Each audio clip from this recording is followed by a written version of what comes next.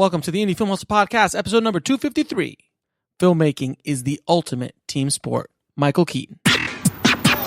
Broadcasting from the back alley in Hollywood, it's the Indie Film Hustle Podcast, where we show you how to survive and thrive as an indie filmmaker in the jungles of the film biz. And here's your host, Alex Ferrari. Welcome, my Indie Film Hustlers, to another episode of the Indie Film Hustle Podcast. I am your humble host, Alex Ferrari. Today's episode is brought to you by Blackbox. Blackbox is a new platform and community that is all about financial freedom for filmmakers like you. If you join Blackbox, you will be transformed from being a worker to being a maker of your own content. And you'll be making steady passive income from the global market. Blackbox currently allows you to upload your stock footage once, get it to many global agencies, and then allows you to share that passive income stream with your collaborators. Whether you want to submit old footage that's been sitting around in your hard drives or create brand new content, Blackbox is for you. It's really quite revolutionary. With Blackbox, filmmakers can concentrate on making great content while Blackbox takes care of all the business BS.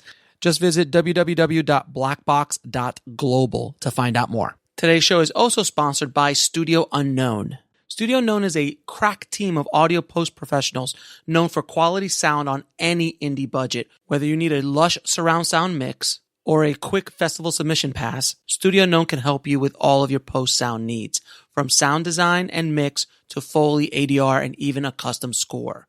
Contact Studio Unknown and mention the Indie Film Hustle Podcast, and you'll get 50% off one day of ADR or 10% off your complete post sound package. Just go to studiounknown.com. I hope you guys are ready for some inspiration today, because today's guest is Elizabeth Blake Thomas, who is a writer, producer, director who has just directed 6 feature films in 2 years. And the kicker is she didn't go to film school. She didn't know anything about the film industry per se before she got into it, though she had been around the entertainment industry for 30 odd years in plays and working with actors and things like that, but she had never shot a feature film or even a short film. And she just hit the ground running, learned what she needed to learn, and started making movies. And not only did she make movies, these aren't like movies that she pulled, $5 out of her pocket to make. She had them financed and sold and continues to make more and more movies. And if that's not enough, she has 2 or 3 feature films in prep as we speak that she's going to shoot back to back. And we'll get more into that in our conversation. But I heard this story and I reached out to Elizabeth because I was like, I got to get her on the show. I got to get this inspirational story to the tribe, because I want you guys to understand you can't put obstacles in front of you. You can go out and do it. And it doesn't matter if you're not educated in filmmaking. You learn along the way. As long as you have the will to learn, you can make it happen. Please enjoy my conversation with Elizabeth Blake Thomas. I'd like to welcome to the show Elizabeth Blake Thomas. Thank you so much for being on the show. Oh, thank you for having me, Alex. It's an absolute treat. A treat to be here. Thank you. And if the tribe, if you hear some noise in the background, is because Elizabeth is literally hustling on the streets of Hollywood as we speak. So you might hear some things in the background. I am. Do you know what? That's one of the wonderful aspects of being in this industry, isn't it? We never know where we're going to be. Mm-hmm. And today I happen to be on the streets hustling. Right. And you're going meeting to meeting, jumping, yes. meeting to meeting. So that's awesome. So I wanted to have you on the show because I read an article about you on Stage 32 about how you were able to make 6 feature films in 2 years, which is a feat in itself.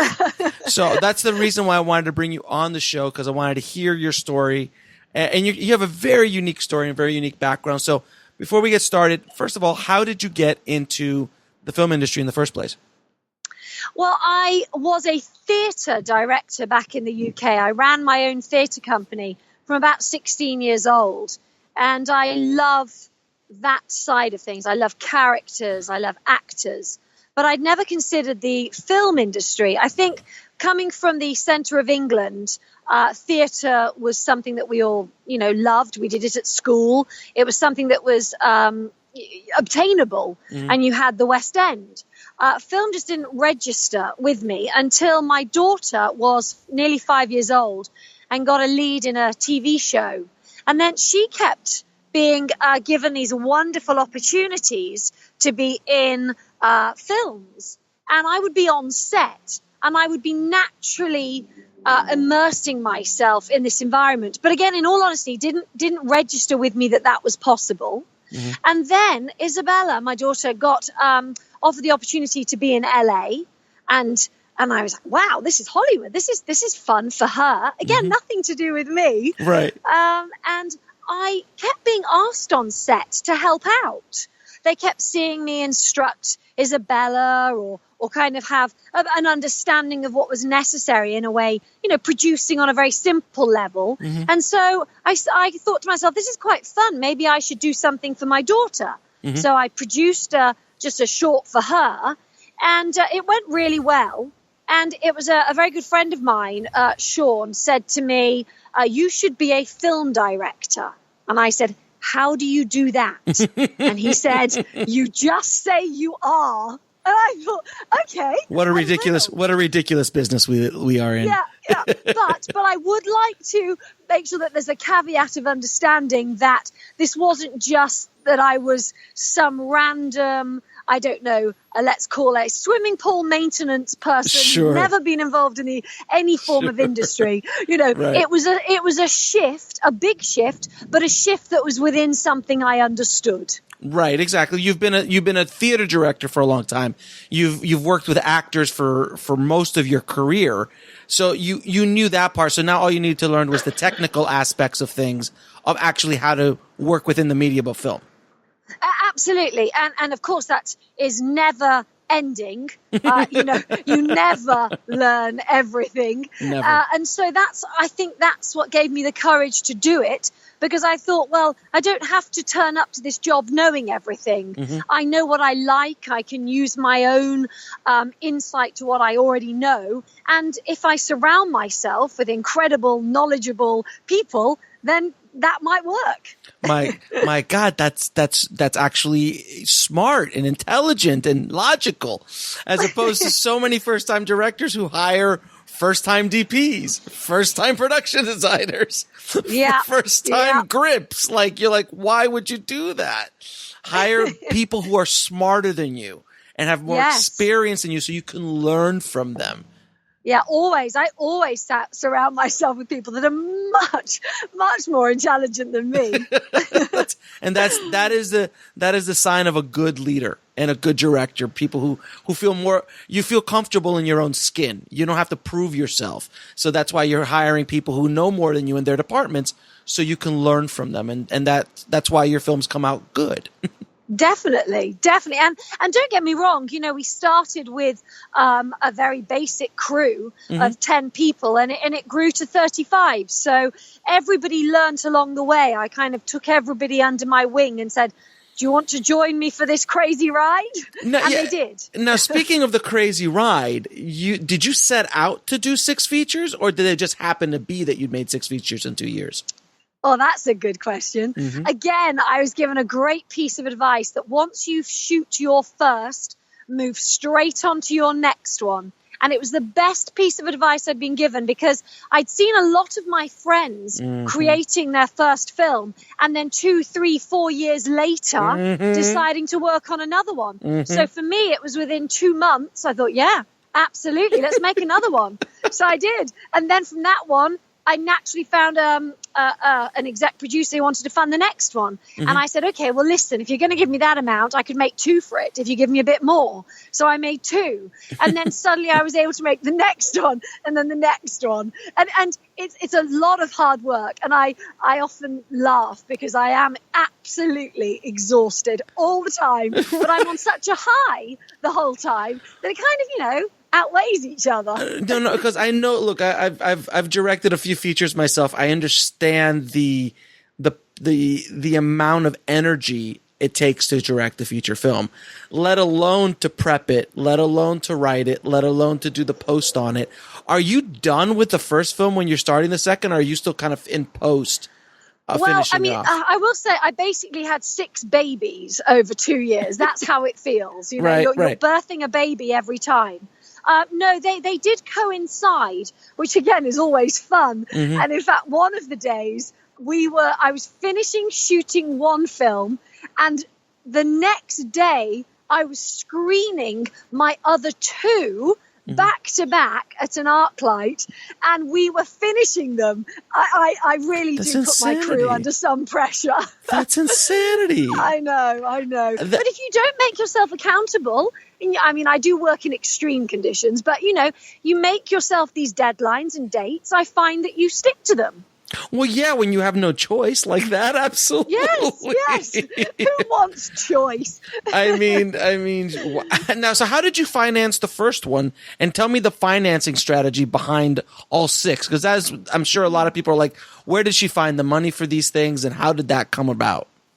Absolutely. Well, the kind of, again, the caveat behind, I got 6 films funded, needs to be taken back to, many years ago, when I was able to learn the skill of networking. Networking, being around people, being a good person. Because what I didn't realize was my films were funded from people that I met just by being a good person 5, 10, 15 years ago, maybe even a wee bit longer, and not knowing that then. I didn't even know I was going to end up in the industry. So it's very important, I think, that people understand the skills of networking, being a good person, and having a good heart. And that might sound a bit naff, but it's very important that I get that across. And so those people financed you basically went after financing for your first film, and you said, hey, I'm going to make my first feature film. Can you give me some money to make it to somebody? Well, this was a wonderful lady who actually had been a location for a film that my daughter had been in, and they actually really liked the people that had this location. Really liked my daughter and myself, and I just stayed in contact with her. And then when I thought I was going to do something with Isabella, I remember she said if I ever wanted to approach her about something, I should. And I did. And I thought I was going to get, about $5,000, which for your first film, I was quite excited by. Right. And then she actually said, hold on a minute. No, I want to produce. I've got a story to tell. Do you want to make this? And here's a lot of money. And so I did. So my first film was actually funded brilliantly by this wonderful individual. And I was able to work with my crew for the first time. But the thing that then got me onto that next one, again, was, okay, I need to make another film. How do I fund that? And actually what I did is I approached 6 friends who all had children, who were all proper actors and wanted to be in the industry. And I said, if you all give me, and myself included, 4 or 5K each, I can make a feature film. So we put this together. And again, I use the same crew, but I make it a fun experience. So it's an enjoyable thing to be part of. And all the friends and all these wonderful people said, I'll help, I'll be in it. So we shot that film. And from that film, there was someone that said, I believe in what you do and who you are. I'd like to fund a couple more. So again, I said, okay, well, instead of just funding this one film for X amount, would you put some more into that? And I'll make 2. And I shot 2 back to back because I just knew that whilst I had this momentum, you have to keep on going. Yeah. And then that's what happened with the next one and the next one. So it's really about building that momentum. And that's what I do now. The minute I have something, the minute I'm there, I keep it going because you never know when it's going to stop. Now, how many days did you shoot on your first feature? 12 days is what I average, but I have given myself 15 days if necessary. So on that second feature that you did when you pulled together all that money, you made it for about $30,000. That was probably only 8 or 9 days on that one, in all honesty. Okay, but even for 30 or 40 grand in that general world, that's still a good amount of time. And how did you do post-production? Do you edit yourself? No. I have, again, this wonderful team that have been with me, and they all believe in me. I seem to have created this wonderful I can see that. Confidence and trust in what I do. So because they'd seen my first film, and this was my second, and I said there will be more, everybody did it almost it as a favor. I mean, I still was able to pay them something, but I said, look, by doing this for me, I'm going to give you more work. And I did. And I could have continued to do that. So it's people believing in you. But, I always say you can never ask for a favor more than once, ever. Oh, right, and that was my favor. Right. That was come on, guys, believe in me. I'm going to make this happen. And you cashed in that favor and then followed up with more and more work. Definitely. And then just built from there. Yes, definitely. And we have this wonderful little team now that I love and adore, and we're very much like a family. And they work hard. And you've made 6 of them. You're already in pre-production for the 7th one. Well, I'm in pre-production for 2. I'm shooting back to back in 2 weeks' time. Of course. Of course. Why wouldn't you be? You should be shooting right now. You should be shooting right now. I know. I'm sorry. I'll get my camera out. I could be shooting myself doing this. I mean, seriously, that's a scene. I know. I'm letting it down. I'm letting the whole side down. No, those 2 are very simple features. They are being shot over, 5 to 6 days each, one single character. They're very artistic. They're very experimental. I'm working on these 2 subject matters. One is a death of a child and grief. And the other one is your kind of coming of age, being a 15-year-old teenage story. So those 2 I'm shooting in the next couple of weeks. And then after that, I'm actually in the script development. So they've been all developed so far. So I've got 6 scripts that I will then shoot over the next, I don't know, what should I give myself? I say 12 months. 12 to 18 months? I say 12 to 18 months. I mean, come on. Yeah, I mean, you've been a little bit lazy. I mean, 6. I know. Let's push yourself. Sorry. Let's push yourself a little bit. So well, I did have a book that came out as well. Yeah, I was going to write that in the middle. I was going to talk about your book in a little bit. Okay, so what is your writing process for these books? I mean, for these movies? It's very technical. Very technical. I write a vomit draft. Okay. So again, surrounding myself with excellent people, I seem to have a plethora of ideas. I don't know why. They just come to me, titles, concepts, ideas. I will write a vomit draft, which is a very bad version of a screenplay. And then again, I've surrounded myself with excellent screenwriters and support. And I find there are certain people that take on those certain scripts. So I have somebody that's currently working on the family comedies. I have someone that's working on, the serious version of something or whatever it is. I have 3 or 4 screenwriters that then help and support me. That's insane what you've been able to do. I mean, it's literally insane. It really, really is.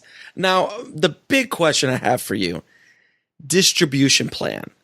It's great to make movies, and a lot of people can make them, but can you make money? Can you sell them? How are you getting your money back? How are you making profit for your investors? And how are you distributing these films? Okay, so I won't be able to mention exact names, obviously, but I can give you the basic understanding of how I achieved it. Okay. So I have my best friend is head of acquisitions at a very large company, and she gave me advice on the stories pre-finalized scripts, because to me it's about saying, hold on a minute, what is the element of this story that is going to be interesting for the audience? If this isn't for an audience, do I want to make it? And of course, that's why I'm making my next 2. They're very arty. They will get some form of distribution, but not the masses. So I was able to work out, okay, this is a Christmas script. This is a Halloween story. This is so in my head, I already had a target audience. Once I've done that and I've made a script that I believe is suitable to get distributed, I will then find out what those distributors are looking for actor-wise. Obviously I can't get Angelina Jolie in my films at the moment, but who is it that they like? What are they looking at? So I do quite a bit of research behind my ideas. I might sound like I'm crazy and just do it, but I'm quite business-oriented in the kind of the behind-the-scenes aspect. And so, again, once that's sorted, I actually don't think about that until I have shot the film. I make sure it's the right length, it's got the right characters, I know where it's heading. I will have looked at what other distributors like these kind of movies. And then the world nowadays is so different. I don't have expectations on things being able to get out theatrically unless you have certain elements, you know, that's great, but they don't have to be nowadays. Right. So if I make my budgets affordable, then the way the exec producers or financiers get their money back is because it doesn't take very long for those films to recoup that money because of all the various platforms. So each film actually is with a different sales agent, distributor. There's nothing that's the same. And in fact, my next films, every single one has got a different producer behind them. Again, enabling me to have a different market, different target audience. And then basically because you've now proven yourself 6 times over, it's becoming easier. Oh my gosh, unbelievably so. Because you have evidence, you have proof of what you've done, proof of concept, proof that you can do it. I'm being asked to direct things now, which is a wonderful position to be in movies. And also I have that belief in myself. I very much believe in earning where you are. And so there is no way that after my first film, I would have been happy going, yes, I know what I'm doing. I needed to earn it. Every single film I've gone through, I've learned through something. I've learned through something that's happened, whether that be a good thing or a bad thing. And in fact, I've written everything down because my book that will be out later this year, Filmmaking Without Fear, Why Not, is based on these 6 films and very, the truth behind them, because it's not easy. It's not like, I'm going to make a film today and you just go out and do it. It takes so much effort behind the scenes, which a lot of my, crew might not see or, other people involved. In fact, it's quite amusing when I get a phone call from a friend. Am I seeing that at the cinema? And I'm like, probably not, but that doesn't mean it's not any good, or they don't think it means that it's worth something.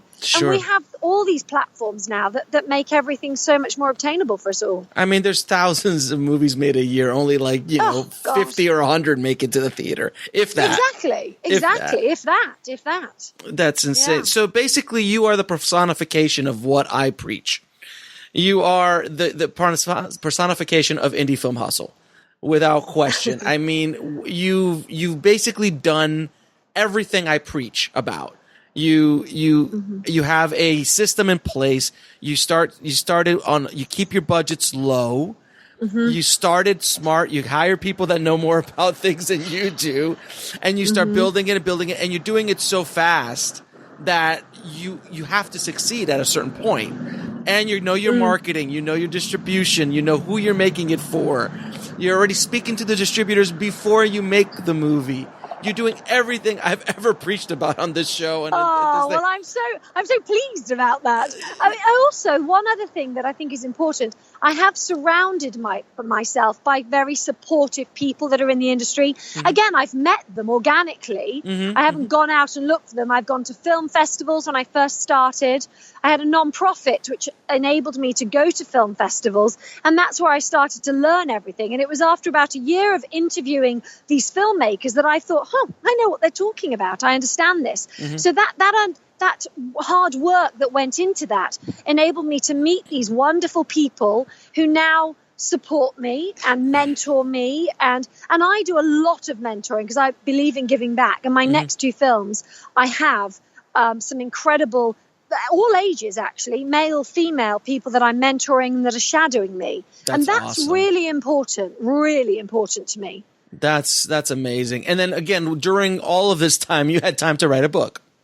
I did. Well, and get a divorce. Oh, you have to throw that in. Oh my God! Yeah. On top of it all, I will say that first film was one of the hardest, most painful times in my entire life, and I actually think by me working on that film, I got through everything because I could focus on that. It was an intense time.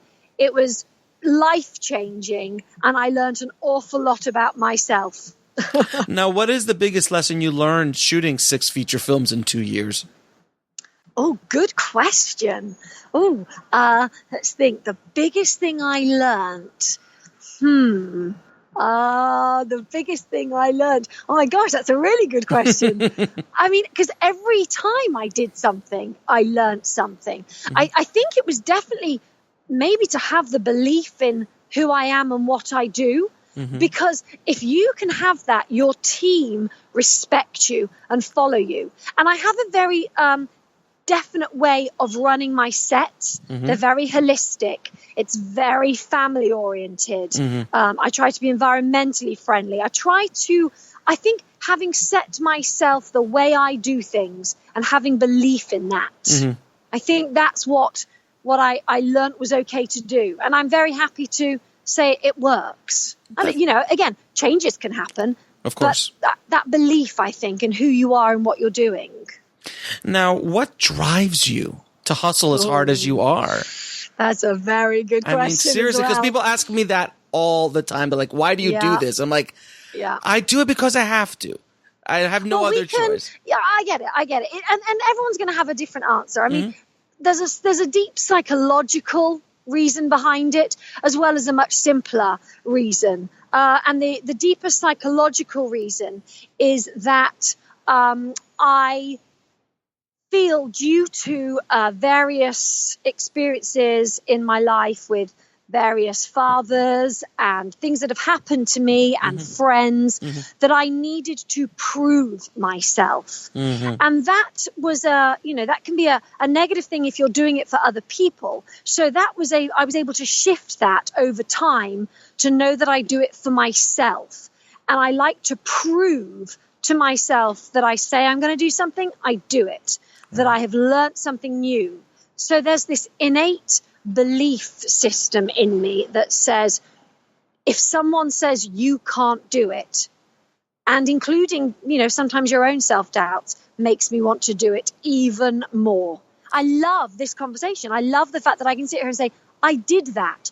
Everybody said it wasn't possible. They say it's not possible to me every single day. I hustle and say, I've got this and I'm going to do that. And someone will say, oh, but you haven't. I say, no, but I will have. Don't worry about it.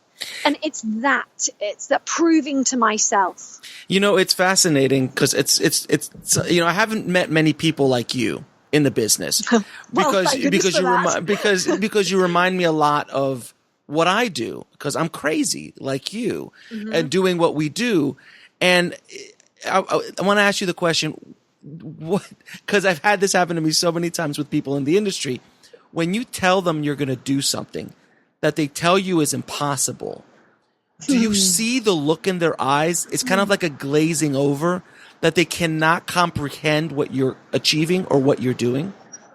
Yeah, in fact, somebody last night questioned the amount that I make a movie for. And of course, I get that. But for me, it's about everybody has their own Hollywoods. And so I think people immediately go to a place that this can't be made or be done because it needs theatrical release and because it needs this amount of money and because you need this star. We all have the ability to make our own Hollywoods. For me, the passion every morning is getting up, writing, creating, knowing that I'm going to get a group of people together to make something that could maybe make a difference in someone's life. Whether that's even just to make them smile and laugh, it doesn't matter. That's what drives me. And so, yes, there's definitely a lot of people that look at me and say, oh, that's impossible. That's ridiculous. You can't just go to a film festival and meet an investor. And I'm very much with the belief of the universe and putting things out there. Yes. And the minute I verbally say something, then I've put it out there. So it has to happen now. But I'm not someone that says things that aren't going to happen.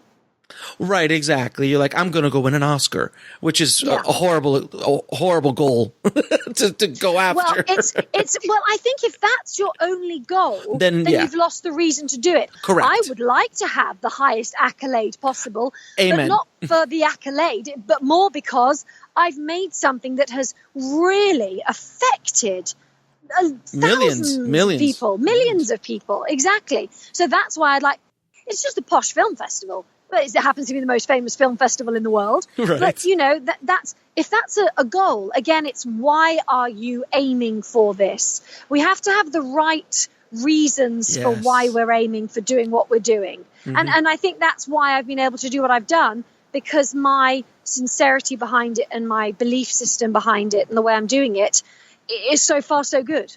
I think that one of the reasons for your success is that you're something that is very rare in this town. You're genuine. Oh, you're genuine. Thank you. I like that. But you could hear it in your. We've never met in person, but I could hear it in your voice. I could hear it in the passion behind it, and it's real. And you know as well as I do, in this town, that is rare. You do not meet people who are genuine.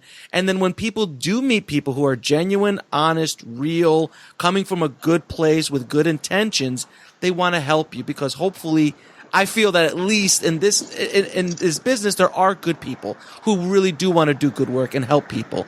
And you attract those people to you by the energy you put out.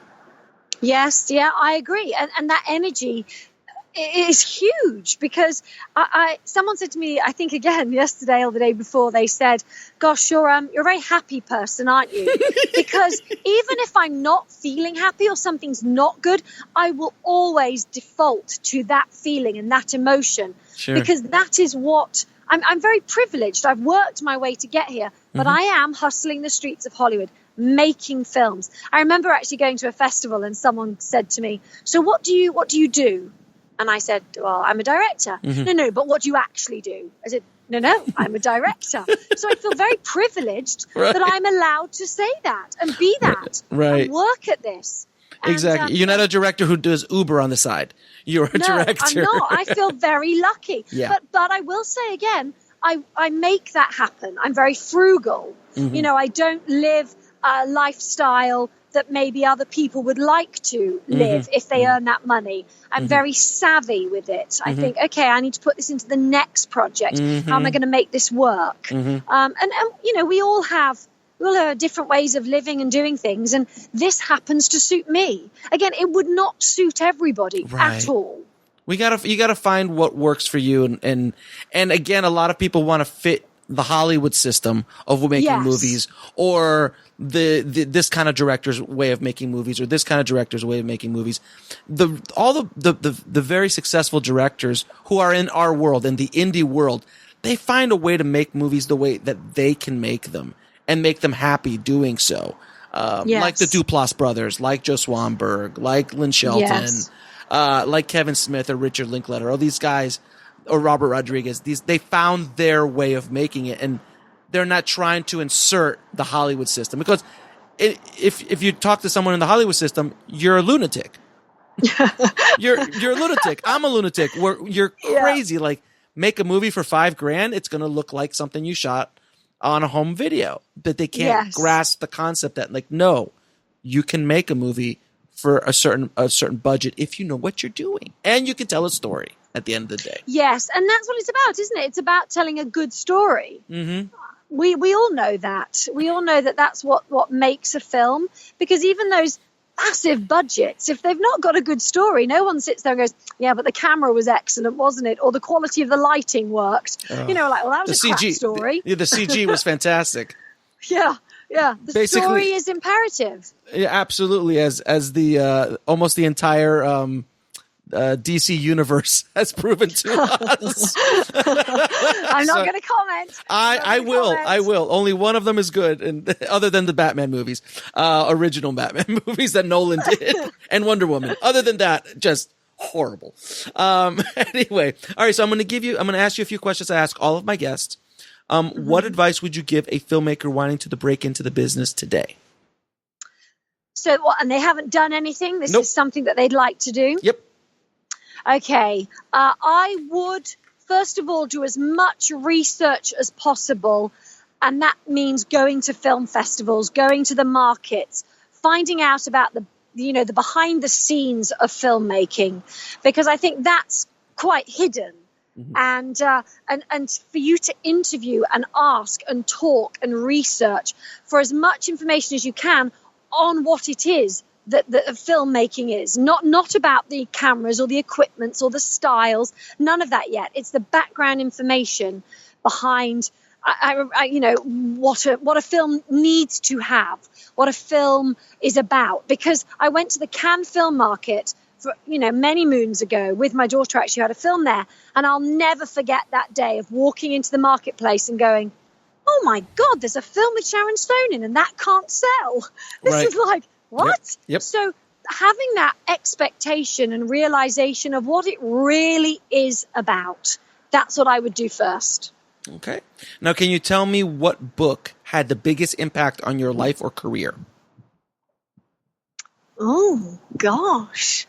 I think actually nothing to do with film or drama. Sure. I'd say a lot of the Malcolm Gladwell books. Okay. I love the way that you have to have had 10,000 hours before you become an expert. Mm-hmm. I love the fact that it's all about who you surround yourself with.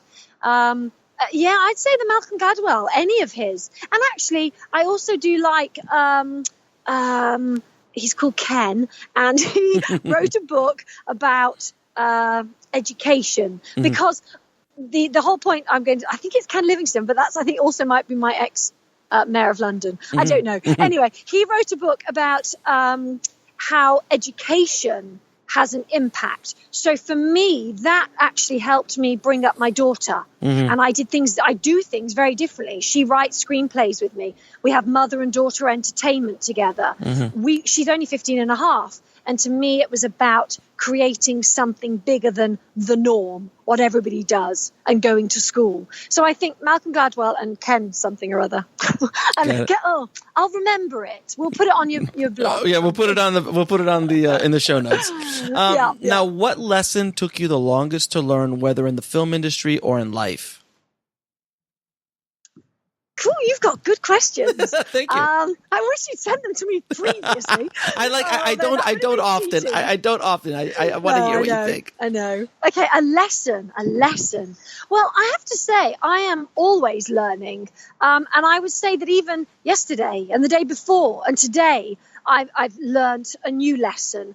One of the most recent ones was about my words, actually really thinking about how a word has an impact on somebody. That's in life as well as on a script. And I think that's quite a good lesson. I wish I'd learned maybe 30 years ago. You tell me about it. Yeah. Now, what are 3 of your favorite films of all time? Oh, you're going to laugh. No, okay, go for it.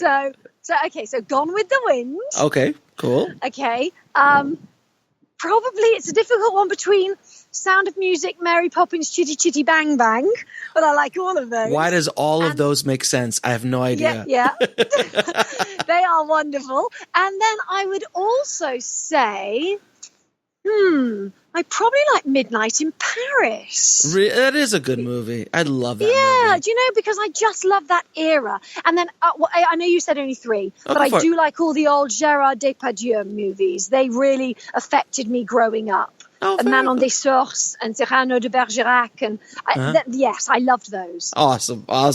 Now, Elizabeth, where can people find you online?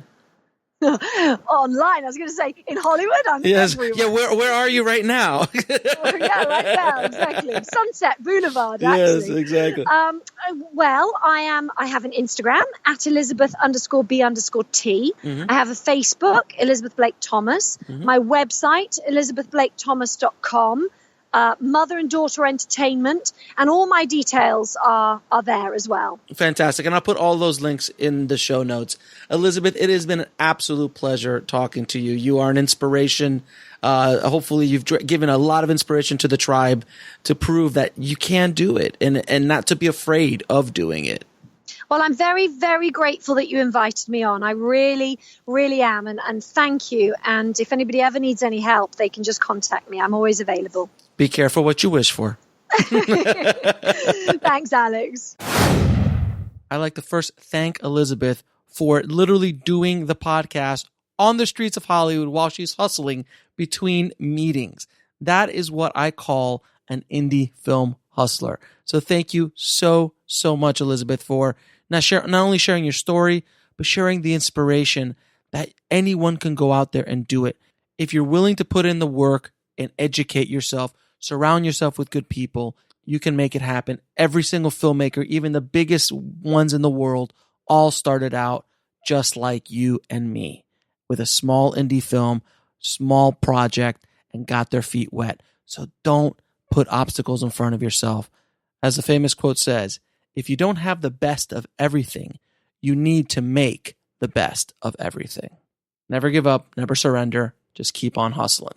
I'd also like to thank our new sponsor, Streamlit.com. Now, if you're selling your film on Amazon Prime and noticing that you're not getting a whole lot of cash for it nowadays, think about also putting it on Streamlit. It is a SVOD platform, a subscription-based platform where your movie will not be buried. It's free to submit and has a royalty rate 3 times as much as Amazon.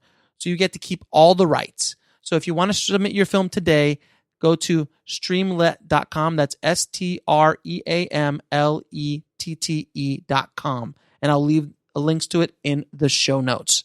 And those show notes are indiefilmhustle.com/253 for links to Elizabeth and everything we talked about in this episode. And as always, keep that hustle going. Keep that dream alive. And I'll talk to you soon. Thanks for listening to the Indie Film Hustle podcast at indiefilmhustle.com. That's INDIEFILMHUSTLE.com.